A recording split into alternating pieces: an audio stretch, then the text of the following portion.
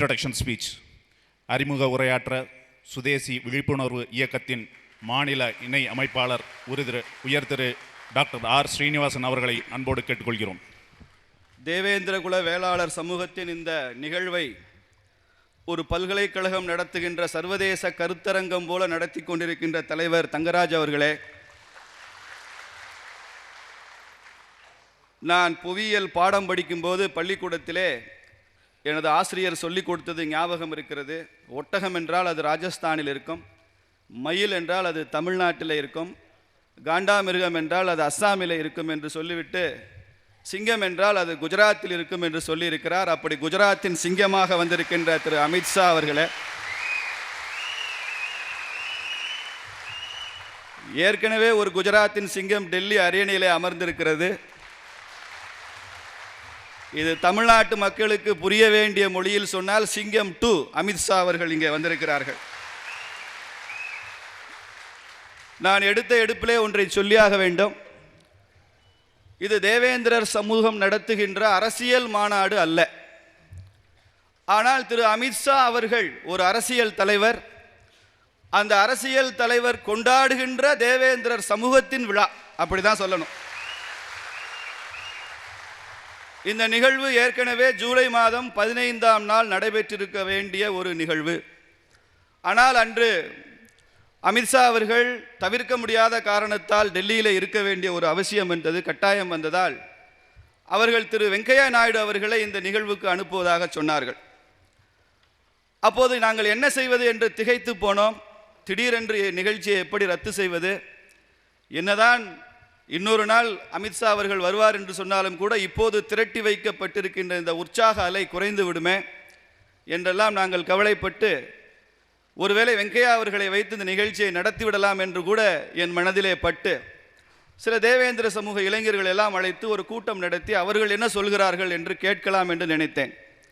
அவர்களிடம் பேசி திரு வெங்கையா நாயுடு அவர்களை வைத்துக்கொண்டு இந்த நிகழ்ச்சியை நடத்திவிட்டால் என்ன, அவரும் பாரதிய ஜனதா கட்சியினுடைய தலைவராக இருந்தவர் தானே என்று கேட்டபோது இந்த தேவேந்திர சமூகத்தை சார்ந்த ஒரு இளைஞன் கூறினான், சார், கல்யாணத்துக்கு மண்டபமெல்லாம் குறிச்சாச்சு, பொண்ணு மாப்பிள்ளையெல்லாம் பார்த்தாச்சு, பத்திரிக்கை அடித்தாச்சு, தவிர்க்க முடியாத காரணத்தினால மணமகனுக்கு விசா கிடைக்கல, அமெரிக்காவில் ஹெல்டப் ஆகிட்டாருன்னு சொன்னால் வேற பையனை வச்சா சார் தாலி கட்ட முடியும்.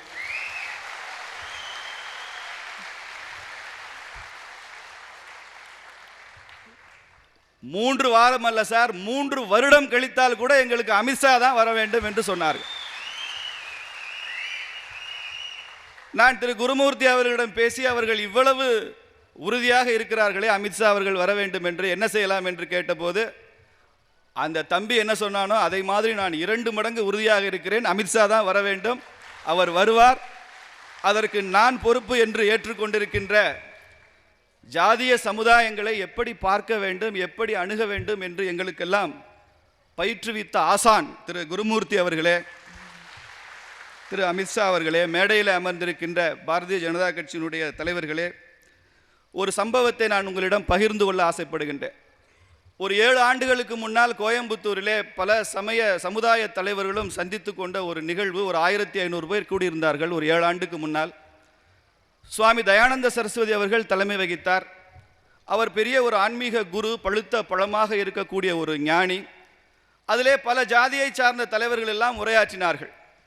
அப்போது நான் மதுரையிலிருந்து தங்கராஜ் அவர்களை அழைத்து சென்று இவரும் கொஞ்சம் பேச வேண்டும் என்று கேட்ட போட்டது அந்த அவை அனுமதித்தது. அப்போது தங்கராஜ் கடைசியாக ஒரு 5 நிமிடம் பேசினார். இந்த தேவேந்திரகுல சமுதாயம் எவ்வளவு பெருமை வாய்ந்தது, எவ்வளவு மேன்மை வாய்ந்தது, எங்களுக்கென்று எவ்வளவு பாரம்பரியம் இருக்கிறது, நாங்கள் ஏதோ சலுகைகளை பெறுகிற ஜாதி என்று மற்றவர்கள் நினைத்து கொண்டிருக்கிறீர்கள், நாங்கள் பெருமைகள் உடைய ஜாதி என்றெல்லாம் அவர் சொன்னபோது அந்த அவையினர் புல்லரித்து போனார்கள். பல பேர் சொன்னார்கள், நாங்கள் இதையெல்லாம் கேட்டதில்லை என்று சொன்னார்கள். அவர் கடைசியாக முடிக்கும் போது சொன்னார், எங்களது கோரிக்கை ஒன்றே ஒன்றுதான், பல பெயர்களிலே எங்களுக்கு பெருமை சேர்த்து தராத பல பெயர்களிலே எங்களை அழைத்து கொண்டிருக்கிற இந்த அரசாங்கம் எங்களை தேவேந்திரகுல வேளாளர் என்ற பொது பெயரிலே அழைக்க வேண்டும், அதைத்தான் நாங்கள் கேட்கிறோம் என்று சொன்னார். அதையெல்லாம் கேட்டுவிட்டு சுவாமி தயானந்த சரஸ்வதி அவர்கள் சொன்னார், என்னை போல கொஞ்சம் விவரம் தெரிந்தவர்கள் என்று நினைக்கிறவர்களுக்கு கூட இந்த தேவேந்திரகுல வேளாளர் சமுதாயத்தின் பெருமை இப்போதுதான் தெரிகிறது. தங்கராஜ் அவர்கள் சொன்னார், அன்னைக்கு எங்கள் சமுதாயத்தில் 12,000 கோத்திரங்கள் இருக்குன்னு சொன்னார். 12,000 கோத்திரங்கள் கொண்ட சமுதாயம். பழனி செப்பேடிலே எப்படிப்பட்ட அறப்பணிகளை எல்லாம் இந்த தேவேந்திர சமுதாயம் செய்ய வேண்டும் என்று சொல்லி இந்த சமுதாயத்தினுடைய முன்னோர்கள் எழுதி வைத்து இந்த அறப்பணிக்கெல்லாம் நிதியை ஒதுக்கிவிட்டு இது எவ்வளவு காலத்திற்கு நடக்க வேண்டும் இந்த அறப்பணிகள் என்று எழுதி வைத்திருக்கிறார்கள் என்று பார்த்தால் நீங்கள் எல்லாம் புல்லரித்து போவீர்கள் நண்பர்களே. கல்லும் காவிரியும் உள்ளவரை புல்லும் பூமியும் உள்ளவரை நடக்க வேண்டும் என்று எழுதியிருக்கிறார்கள். இது பழனி செப்பேட்டில் இருக்கிறது. இதையெல்லாம் கேட்ட சுவாமி தயானந்த சரஸ்வதி அவர்கள் சொன்னார், தம்பி தங்கராஜ், அரசாங்கம் என்னப்பா உன்னை தேவேந்திர குல வேளாளர் என்று சொல்வது, நான் சொல்றேன் நீ தேவேந்திர குல வேளாளர் என்று சொன்ன. நான் மட்டுமில்லை, இங்கே 1500 பேர் எல்லா ஜாதியினரும் இருக்கிறார்களே, அவர்களிடம் கேட்டார், நீங்கள் எல்லாம் ஒத்துக்கொள்கிறீர்களா இவன் தேவேந்திர குல வேளாளர் என்று சொல்லி. அத்தனை பேரும் ஒருமித்த குரலில் ஆம் ஒத்துக்கொள்கிறோம் என்று சொன்னார்கள். அதனால இது அரசாங்கத்தின் ஒப்புதலுக்கு முன்னால் கூட ஒரு ஆன்மீகவாதியின் ஆசி கிடைத்து விட்ட சமுதாயம் என்பதனால ஆன்மீகத்திலிருந்து நான் ஆரம்பிக்கின்றேன். சுதேசி விழிப்புணர்வு இயக்கம் பொதுவாக பொருளாதாரத்தை பற்றி பேசுகிற இயக்கம்தான். இந்த பொருளாதாரத்தை பற்றி பேசுகிற இயக்கத்திற்கு ஏன் ஜாதிகள் மேலே இவ்வளவு ஆர்வம் வந்தது என்று பலர் யோசிக்கிறார்கள். நாங்கள் நடத்திய பல பத்திரிகையாளர் சந்திப்பில் கூட தேவேந்திர குல வேளாளர் என்று பெயர் மாற்றம் செய்துட்டா எல்லா பிரச்சனையும் சரியாயிருமா சார் அப்படின்னு ஒரு பத்திரிகை நிருபர் கேட்டார். நான் சொன்னேன், இதுதான் ஆரம்பமே. நீ இந்த ஆரம்பத்தை செய்யாவிட்டால் எந்த பிரச்சனையும் சரியாகாது. இந்த ஆரம்பத்தையாவது செய்ய வேண்டும் என்ற அக்கறையில் தான் சுதேசி விழிப்புணர்வு இயக்கம் செய்கிறது. சுதேசி விழிப்புணர்வு இயக்கம் இந்த ஜாதிய சமுதாயங்களை பண்பாடுகளாக பார்க்கிறது. ஒவ்வொரு ஜாதிய சமுதாயத்திற்கும் ஒரு ஆன்மா உண்டு. ஒவ்வொரு ஜாதியுமே கூட ஆன்மீகம்தான். ஒவ்வொரு ஜாதிக்கும் குலதெய்வம் இருக்கிறது. அவர்கள் கட்டிய கோவில்கள் இருக்கின்றன, அவர்கள் செய்கின்ற அறப்பணிகள் இருக்கின்றன, அவர்களுக்கென்று ஒரு வாழ்க்கை முறை இருக்கிறது, தனித்தன்மை இருக்கிறது. இவற்றையெல்லாம் இந்த நாட்டினுடைய அரசியல் அங்கீகரிக்க வேண்டும், பொது சமூகத்தில் அங்கீகாரம் இருக்க வேண்டும், பத்திரிகைகளில் இதுக்கு அங்கீகாரம் இருக்க வேண்டும் என்பதுதான் சுதேசி விழிப்புணர்வு இயக்கத்தின் கொள்கையே. அப்படிப்பட்ட சிந்தனையை எங்களுக்கு அளித்தவர் மேடையில் அமர்ந்திருக்கின்ற ஆசான் குருமூர்த்தி அவர்கள் தான். இந்த சமுதாயங்களை எப்படி பார்க்க வேண்டும் என்கிற சிந்தனை எங்களுக்கு அளித்தவர். அதனால் நாங்கள் சொன்னோம், இந்த பண்பாட்டு அடித்தளத்தில் தான் பொருளாதாரத்தை கட்ட முடியும். அதனால் இந்த பண்பாடு, இந்த ஜாதி முறை மிக முக்கியம் என்று சொன்னோம். ஜாதியை தேன் கூடு மாதிரி நாம் ஒரு கற்பனை செய்து கொள்ளலாம். ஒவ்வொரு ஜாதிய சமுதாயமே ஒரு தேன் அடை தான், தேன் கூடு தான். இந்த தேன் கூட்டை பொறுப்பற்ற பக்குவமற்ற அரசியலாக ஒரு வாக்கு வங்கியாக மாத்திரம் பார்த்து அதன் மீது ஒரு கல்லெறிந்தால் தேனீக்கள் கொட்டிவிடும். அந்த பகுதியில் யாருமே வசிக்க முடியாது, தேனீக்கள் கொட்டும். ஆனால் இந்த ஜாதி சமுதாயம் என்ற இந்த தேனடையை பொறுப்பாக பக்குவமாக நீண்ட கால தொலைநோக்கு திட்டத்தில் இந்த தேசம் முன்னேற வேண்டும் என்று சொல்லி ஒருவர் கையாண்டால் தேனீக்கள் கொட்டாது நண்பர்களே, தேன் கொட்டும். ஒவ்வொரு சமூகத்திற்குள்ளும் தேன் இருக்கிறது. அதை எடுக்கிற திறன் யாருக்கு இருக்கிறது என்று சொன்னால் அவர்கள் அந்த தேனை எடுப்பார்கள். அதை பக்குவமற்றவர்கள் கையாளும் போது தேனீக்களை விரட்டி விடுவார்கள். அதனால் சுதேசி விழிப்புணர்வு இயக்கம் தேனை எடுக்கிற இயக்கம் தானே தவிர தேனீக்களை கொட்ட வைக்கிற இயக்கம் அல்ல. இதை நாம் தெரிந்து கொள்ள வேண்டும். சுதேசி இயக்கம் என்ன செய்கிறது இந்த தேவேந்திர சமுதாயத்திற்கு என்றால், தங்கராஜ் ரொம்ப அற்புதமாக இந்த பணியை செய்து கொண்டிருக்கிறார். நான் பல இடங்களில் சொல்வேன், எந்த ஜாதியையும் ஒற்றுமைப்படுத்துவது சுதேசி இயக்கத்தின் வேலை அல்ல. தேவேந்திர சமுதாயத்தை கூட ஒற்றுமைப்படுத்துவது எங்கள் வேலை இல்லை, எந்த சமுதாயத்தையும் இல்லை. சுதேசி இயக்கம் சமுதாயங்களை உயர்வுபடுத்துகிற இயக்கம், ஒற்றுமைப்படுத்துகிற இயக்கம் அல்ல. சமுதாயங்களை உயர்வுபடுத்த வேண்டும். பண்பாட்டு ரீதியாக, ஆன்மீக ரீதியாக, பொருளாதார ரீதியாக, கல்வி ரீதியாக அந்த சமுதாயங்கள் இப்போது இருக்கிற நிலையிலிருந்து மிக அதிகமான உயரத்திற்கு செல்ல வேண்டும். எல்லா சமுதாயங்களுமே எல்லாரிடமும் கற்றுக்கொள்ள வேண்டிய பாடங்கள் இருக்கிறது. அதை தயங்காமல் நாம் கற்றுக்கொள்ள வேண்டும். இது போன்ற விஷயங்களை எல்லாம் நாங்கள் முன்னெடுத்து சமுதாயங்களுக்கு சொல்லுகிறோம். ஒரு 5 விதமான விஷயங்களை சொல்லுகிறோம். 0 ஆல்கஹால் என்று சொல்கிறோம். ஒவ்வொரு சமுதாயத்தும் குடிப்பழக்கத்திலிருந்து விட வேண்டும். இங்கே கூட சொல்லுவேன், தேவேந்திர குல இளைஞர்கள் ஒருவன் கூட குடிக்கிறவன் இருக்கக்கூடாது இந்த நாட்டில். அப்படி இந்த உறுதிமொழியை நாம் மனசுக்குள்ளே எடுக்கணும். இதுதான் முன்னேற்றம், உண்மையான முன்னேற்றம். 0 கிரைம் என்று சொல்கிறோம். குற்ற பின்னணி உள்ளவர்கள் ஒருவர் கூட இந்த சமுதாயத்தில் இருக்கக்கூடாது. ஜெயிலில் இருக்கிறது யாரும் இருக்கக்கூடாது. அரசியல் ஆர்ப்பாட்டத்துக்காக ஜெயிலுக்கு போயிருக்கலாம், அது வேற விஷயம். குற்ற பின்னணி உள்ளவர்கள் இருக்கக்கூடாது. எல்லா சமுதாயத்திலும் தான் சொல்றேன். 0 டிவோர்ஸ். நமது குடும்பங்களில் எந்த குடும்பத்திலும் கணவனும் மனைவியும் சேர்ந்து வாழ முடியாமல் விவாகரத்து என்ற பேச்சே தேவேந்திரர் வீட்டில் இருக்கக்கூடாது. இதை சுதேசி விழிப்புணர்வு இயக்கம் சொல்கிறது. 0 கன்வர்ஷன். நாம் எந்த மதத்தில் பிறந்திருக்கிறோமோ, கடவுள் நம்ம எந்த மதத்தில் பிறக்க ஆசீர்வதித்திருக்கிறாரோ அந்த மதத்திலேயே தொடர்ந்து இருக்க வேண்டும். மதமாற்றம் அனுமதிக்க கூடியது அல்ல. 0 கன்வர்ஷன். இப்படிப்பட்ட விஷயங்களை எல்லாம் இந்த சமுதாயங்கள் கொண்டாட வேண்டும் என்பதற்காகத்தான் சுதேசி விழிப்புணர்வு இயக்கம் வளர்ச்சியை மையமாக வைத்து சமுதாயங்களை இணைக்கிறது. நமது சமுதாயங்களில் பெற்றோருக்கு மரியாதை இருக்க வேண்டும், பெரியோர்களுக்கு மரியாதை இருக்க வேண்டும், எல்லாவற்றிற்கும் மேலாக பெண்களுக்கு மரியாதை இருக்க வேண்டும். எந்த சமுதாயம் வீடு பெண்களை உயர்த்துகிறதோ மதிக்கிறதோ அந்த சமுதாயம் தான் முன்னேறும். இதற்கு பெண்மணிகள் மாத்திரம் கைத்தட்ட வேண்டியதில்லை, நீங்கள் ஆண்களும் கூட கைத்தட்டலாம். அப்படி ஒரு விதமான ஒரு அணுகுமுறையோடு நாங்கள் சமுதாயங்களை தேடிக்கொண்டு எந்த சுதேசி விழிப்புணர்வு இயக்கத்தோடு எந்த சமுதாயம் ஒத்து வரும் என்று நாங்கள் தேடும்போது எங்களுக்கு கிடைத்த மிகப்பெரிய பிரைஸ் கேட்ச் தேவேந்திரர் சமுதாயம் தான்.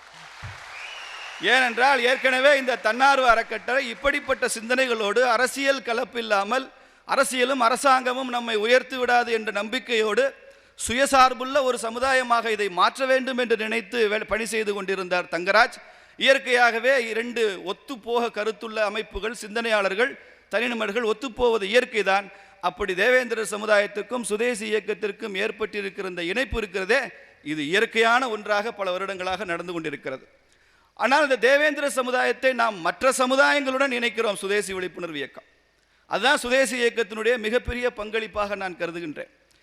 இந்த தேவேந்திர குல வேளாளர் என்ற கோரிக்கை மாநாடு நடைபெறுகிறது. இதை பற்றி நான் மற்ற சமுதாய தலைவரிடம் நிறைய பேரிடம் பேசியிருக்கிறேன். அப்போது ரெட்டியார் சமுதாயத்தை சார்ந்த ஒருத்தர் ஒரு ஆலோசனை கூறினார். இதை வெறும் பேச்சாக மாத்திரம் விட்டுவிடக்கூடாது, இந்த சமுதாயத்தை நாம் வாழ்த்த வேண்டும். எனவே எங்கள் ரெட்டியார் சமுதாயத்தினுடைய லெட்டர் பேரிலிருந்து இந்த தேவேந்திரர் கோரிக்கை வெற்றியடைய வேண்டும் என்று நான் ஒரு கடிதம் கொடுப்பேன் என்று சொல்லி எழுதி கொடுத்தார். அதை வைத்துக்கொண்டு நாயுடு சமுதாயத்தினுடைய ஒரு முக்கிய பிரமுகருடன் பேசினேன். ஓ, ரெட்டியார் கடிதத்தில் எழுதி கொடுத்துருக்கிறாரா சார், அப்போ நாங்களும் அதையே செய்தால் நல்லா இருக்காது, அதனால் இந்த தேவேந்திரர் கோரிக்கை வெற்றி பெற வேண்டும் என்று நான் ஒரு பத்திரிகையில் விளம்பரம் கொடுக்கிறேன் என்று சொல்லி அவர் விளம்பரம் கொடுத்தார். யாதவ சமுதாயத்தை அணுகினோம். அவர்களும் இந்த மாநாடு வெற்றி பெற வேண்டும், தேவேந்திரர் என்ற கோரிக்கை நிறைவேற வேண்டும் என்று சொல்லி அவர்களும் இந்த மாநாட்டை ஆதரித்து கடிதம் கொடுத்தார்கள்.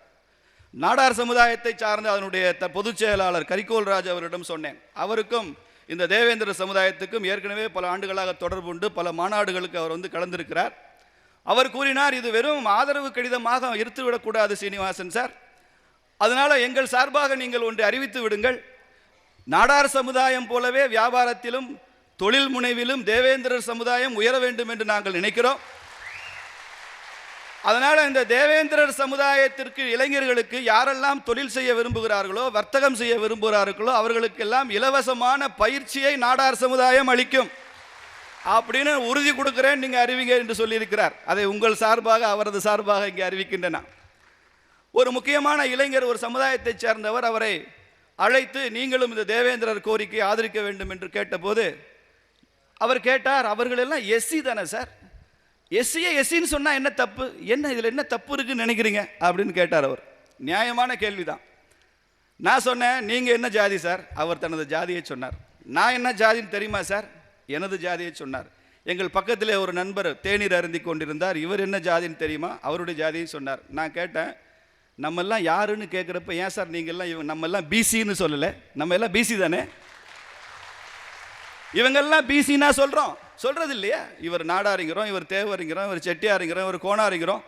ஆனால் இவர்களை பார்த்தால் மாத்திரம் இவங்கெல்லாம் எஸ்சின்னு ஏன் இந்த ஸ்வீப்பிங் ஜெனரலைசேஷன், இது தவறல்லவா என்று கேட்டபோது அவர் சொன்னார், சார் நான் இத்தனை நாளாக இப்படி யோசிக்கவே இல்லை சார், யாரும் இப்படி சொன்னதில்லை சார், இது முக்கியமான விஷயமாக நான் கருதுகிறேன், நான் கடிதம் நிச்சயமாக அதை ஆதரித்து கொடுப்பேன். அது மாத்திரமல்ல, இனிமேல் நான் எந்த மேடையில் போனாலும் இந்த சமுதாயத்தை தேவேந்திர குல வேளாளர் என்று தான் குறிப்பிடுவேன் என்று சொல்லி ஆதரவு கடிதம் கொடுத்த நண்பர் தேவர் தேசிய பேரவையின் தலைவர் திருமாறன். இது முக்கியமான ஒன்று. அதனால் மற்ற சமுதாயங்களையும் இந்த தேவேந்திரரையும் இணைக்கிறது, பத்திரிகையாளர்களையும் இந்த தேவேந்திர சமுதாயத்தையும் சுதேசி விழிப்புணர்வு இயக்கம் இணைக்கிறது. பல பத்திரிகையாளரிடம் பேசுகிறோம், இதை தலித் என்ற வார்த்தையை பயன்படுத்த அவர்கள் விரும்பவில்லை என்று சொல்கிறோம். பட்டியலின வகுப்பு என்று பொதுவாக சொல்லாதீர்கள் என்று சொல்கிறோம். இப்போது நாளாக இப்போ சமீப காலத்தில் பத்திரிகைகளில் ஒரு 80% மாற்றம் ஏற்பட்டிருக்கிறது என்று சொன்னால் அது சுதேசி விழிப்புணர்வு இயக்கம் அந்த பொறுப்பை ஏற்றுக்கொள்கிறது.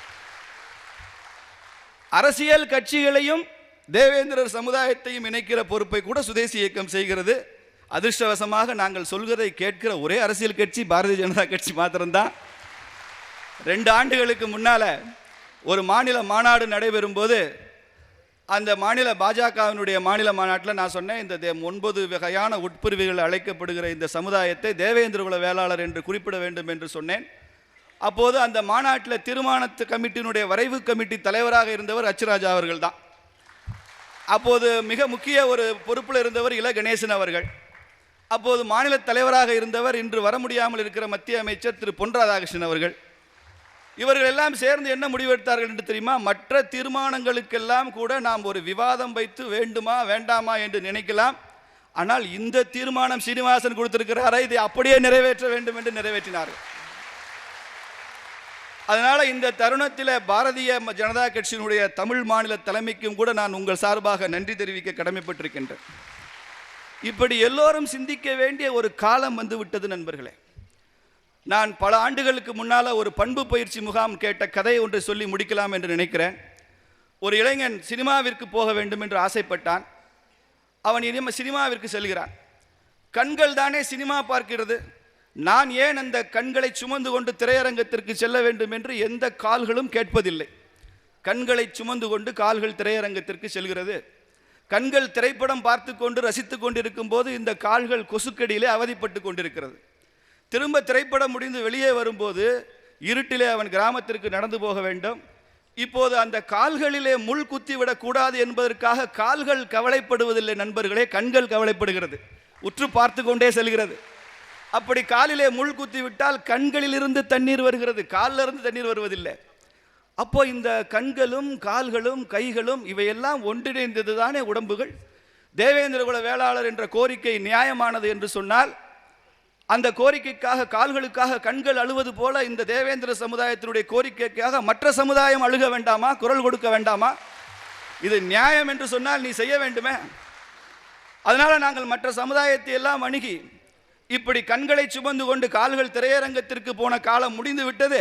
இப்போது கால்களுக்கு வலிக்குமே என்று கண்கள் அழுக வேண்டிய காலம். அதனால நீங்க ரெட்டியார் வாங்க, நாயுடு வாங்க, நாடார் வாங்க, நாம எல்லாம் சேர்ந்து அவர்களை ஆதரிப்போம் என்று சொன்னபோது அவர்களும் அன்போடு வந்திருக்கிறார்கள். இன்றைக்கு அமித்ஷா அவர்களிடம் அந்த பிரகடனத்தை கொடுப்பதற்கு தேவேந்திர குல வேளாளர் பிரதிநிதிகள் மாத்திரம் இந்த அறிவிப்பை நிறைவேற்றுங்கள் என்று கொடுக்க போகவில்லை. 5 ஜாதியினுடைய தலைவர்கள் வந்து அதை கொடுக்க போறாங்க. இதை சுதேசி இயக்கம் செய்திருக்கிறது. இப்படித்தான் சமுதாய நல்லிணக்கத்தை உருவாக்க முடியும் என்று நினைக்கின்ற நண்பர்களை. தென் மாவட்டங்களை எடுத்துக்கொண்டால் பிரதானமான ஜாதிய சிக்கல்கள் எல்லாம் தென் மாவட்டத்தில் கடந்த 50 வருடமாக ஜாதியின் பெயரால் அதிகம் ரத்தம் சிந்திய தென் மாவட்டங்கள் இவை. எத்தனை நாளைக்கு ரத்தம் சிந்த போறோம்? தேவேந்திரர் சமுதாயம் இப்போது விஷயத்தை நன்றாக புரிந்திருக்கிறது. இனிமேல் அறிவாளால் ஜெயிக்க முடியாது, அறிவால் தான் ஜெயிக்க முடியும் என்கிற விஷயத்தை புரிந்திருக்கிறது. இந்த அறிவால் கலாச்சாரம் மாற்றப்பட வேண்டும். இங்கே டெல்லியில் இருக்குது எனது பத்திரிகையாளர் நண்பர் அடிக்கடி கேட்பார், என்னதான் நடக்குது மதுரையில், என்ன பிரச்சனை, எப்போ பார்த்தாலும் வன்முறையா? நான் கூட வேடிக்கையாக சொல்லுவேன், எங்கள் ஊரில் நாங்கள்லாம் வீரர்கள், கொஞ்சம் ரோஷக்காரங்க, அதிகமாக உணர்ச்சி வசப்படுவோம். நாங்கள் பிரச்சனையை பேசி தீர்ப்பதில்லை, தீர்த்து விட்டு தான் பேசி பழக்கப்பட்டிருக்கிறோம். ஆனால் சுதேசி விழிப்புணர்வு இயக்கத்தில் தேவேந்திரர் தன்னார்வ அறக்கட்டளையின் மூலமாக இந்த நிலைமையெல்லாம் மாறும். இது நீண்ட நாள் நீடிக்க முடியாது. சமுதாயத்திற்காக ரத்தம் சிந்த வேண்டிய அவசியமே இல்லை, ரத்தம் சிந்திறது போதும்.